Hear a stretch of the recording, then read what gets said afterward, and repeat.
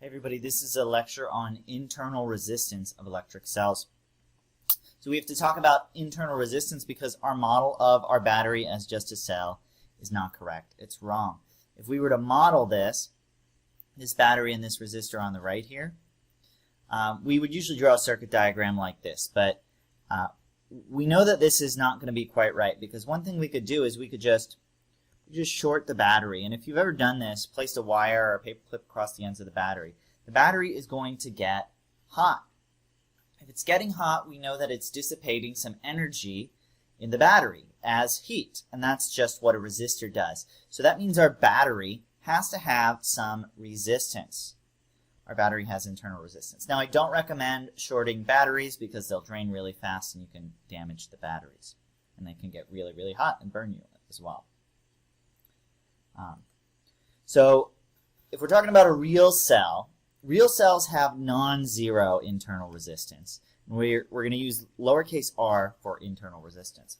So we can model a real cell, or a real battery, as an ideal cell that is a source of EMF in series with a resistor, which we call little r. So usually we just draw a cell and then a resistor after it. Sometimes we'll draw some sort of box around the EMF source and the internal resistor to indicate that it's all one cell. So this is one real cell right here.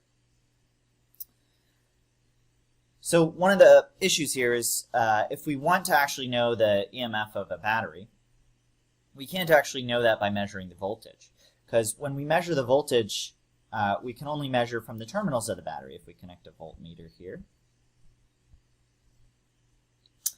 we're not measuring the EMF because there's going to be a voltage drop in our circuit due to the internal resistance of our circuit. The voltage that we're actually measuring is called the terminal voltage of our battery. So we can't directly measure that EMF. So let's think about how this internal resistance is going to affect our circuit.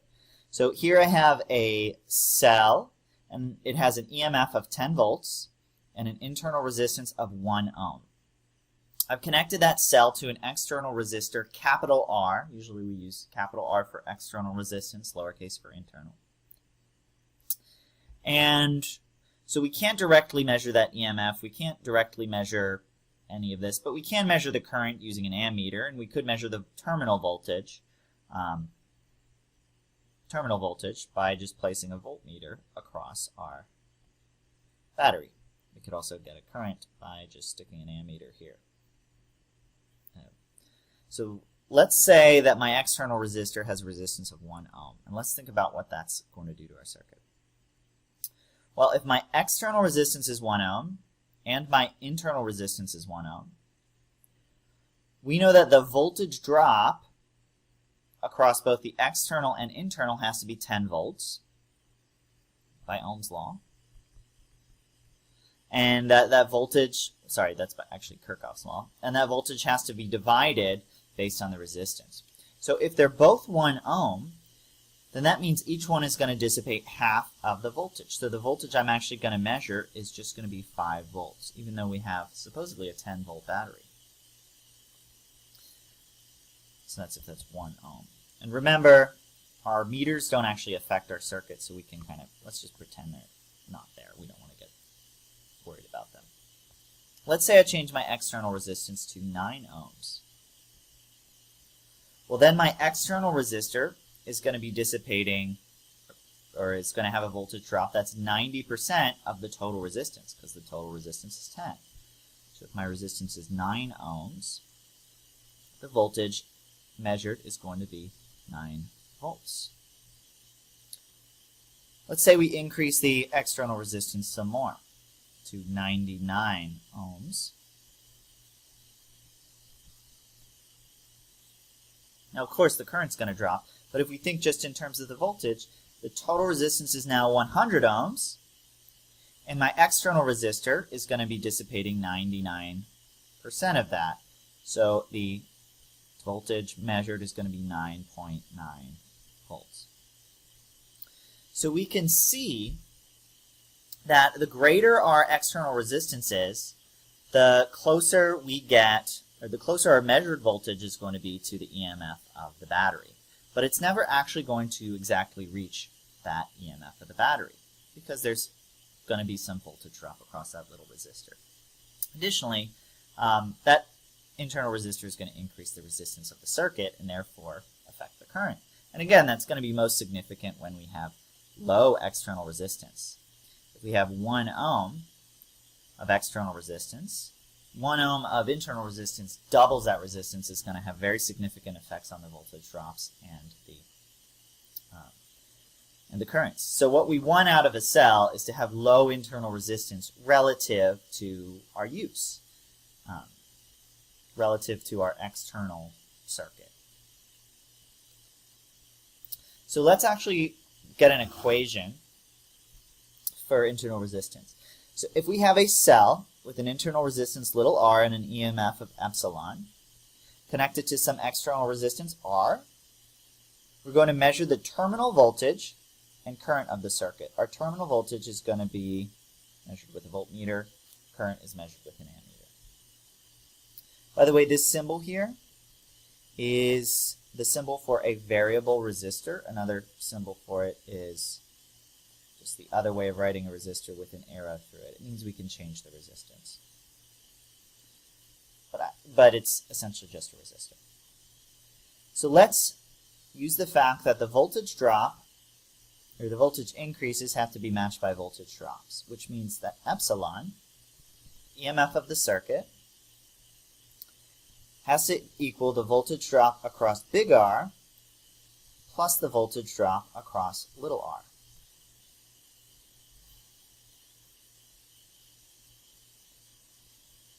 Well, we didn't measure directly the voltage drop across big R or little r. Let's write this in terms of currents.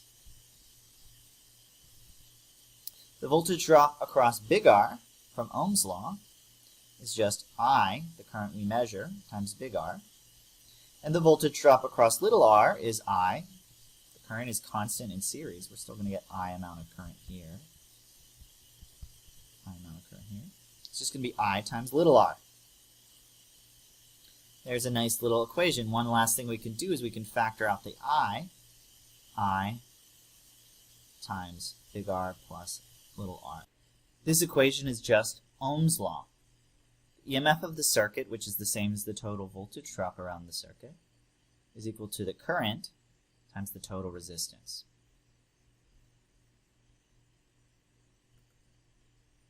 So unfortunately, we still can't use a single measurement to find the EMF and internal resistance of a cell.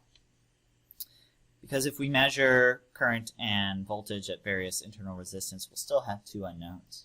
So we actually need multiple measurements of voltage and current at different external resistances, big R. And then what we can do is we can graph our measurable voltage and our measurable current, and we'll get something like this graph on the right.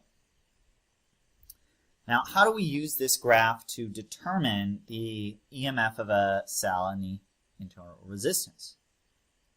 Well, intuitively, we know that as we increased our external resistance, the voltage that we measured approached our EMF. So if we think about that in terms of current, as resistance goes to infinity, our current is going to go to 0. So that means when our current is 0, the voltage we measure should be our EMF. So that's what we think this is going to be, and that's going to end up to be right. But let's actually write this in terms of voltage measured and voltage measured and current, so that we can rewrite this as an equation. So our EMF, I'm going to expand this out. Our EMF is equal to I times little r plus I times big R. Now, if we remember from our circuit,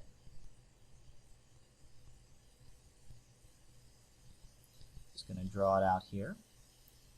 Our voltage was measured from here to here. This is big R, this is little r, this is epsilon.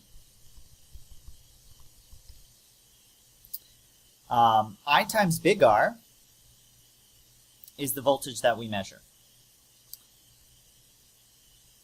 That's our terminal voltage. So epsilon is I times little r plus big V.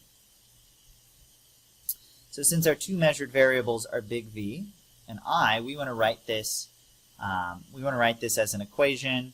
Since it's a linear equation, we want to write it as a linear equation with our y value as V and our x value as I. So let's just rearrange this over here. If I subtract IR from both sides, I get V is equal to negative IR plus epsilon. Since this is my y variable, this is my x variable, we can kind of see that this matches y equals mx plus v, which means that the m value, the slope, is just going to be equal to negative of my internal resistance, and my y-intercept is going to be my EMF. So let's just write that out.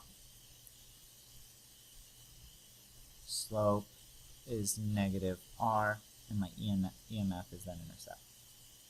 So that means it's easy to actually calculate that EMF or measure that EMF because it intercepts right here at halfway between 8 and 10. That's going to be 9.0 volts. And to get my internal resistance, little r, it's just negative of the slope. So I'm going to take 2 points that are really far away. Let me erase this. As far away as possible to reduce error, and I'm going to do rise over run. And since it's negative slope, I'm going to do negative rise over run. The final point is at 5 volts minus the highest point is 10 volts. And the run is, it goes from 0 to 5 amps. So 5 amps minus 0 amps. 5 minus 10 is negative 5, but it's negative 5, so it's just 5. 5 volts over 5 amps. We get an internal resistance of 1 ohm. So our slope tells us the internal resistance, really the negative of the slope. So let's just do one more example problem. The terminal voltage and current of a cell are measured as the external resistance is varied. Determine the EMF of the cell and its internal resistance. The data are shown below, and a graph of V versus I is shown. So this is more like what you would actually do in an experiment. You would take your cell, you would connect it to some variable resistor R, and you would change the resistance while you measure the voltage and the current, the terminal voltage and the current. You get real data with real uncertainties, and you'd have to physically graph it using either by hand or using Excel. So we know that our EMF is the intercept, and our R value is the slope. So we're actually going to need to draw a best fit line. If you have a computer, the best fit line's easy, but if you don't, you're going to need to use a straight edge and try and get as close as possible to all of the points. Not a perfect straight line, but I did the best I could, with about as many points above as below. And then we can easily get our EMF and our internal resistance. Our EMF is just the y-intercept, so that's going to be 1.60 volts. And our internal resistance is going to be the negative of the slope, so it's going to be negative, rise over run. I'm going to choose this final point right here. Just got to be careful about pulling back.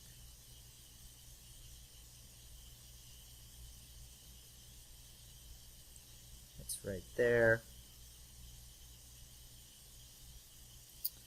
Okay, so final value is, this is 1.2, so this is 1.25, 1.26, 1.27, so that's 1.275 minus 1.60, and the units are volts, over my final current. Well, each of these divisions is, big divisions is 100, so that's going to be 50. Final is 650 milliamps minus 0 milliamps. And I can plug that into a calculator to get my actual value. 1.6 minus 1.275 is 0.325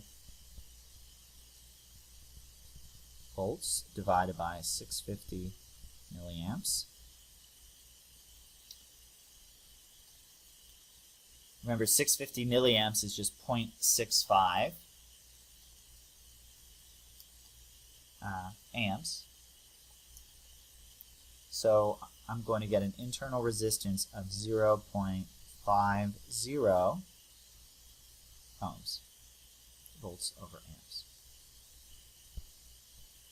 So that's it. That's how we find internal resistance, either using the equation or using a graph.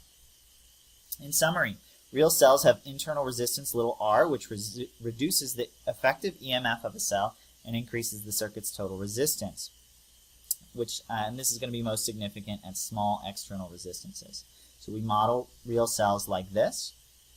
Our equation for internal resistance is EMF is equal to current times external resistance plus internal resistance. It's really just V equals IR. And to actually find internal resistance, we measure the current and terminal voltage at varying external resistance. We graph, and then we use the intercept of our voltage current graph to find the EMF, and the slope of our voltage current graph to find the internal resistance. Hope that's helpful. Bye.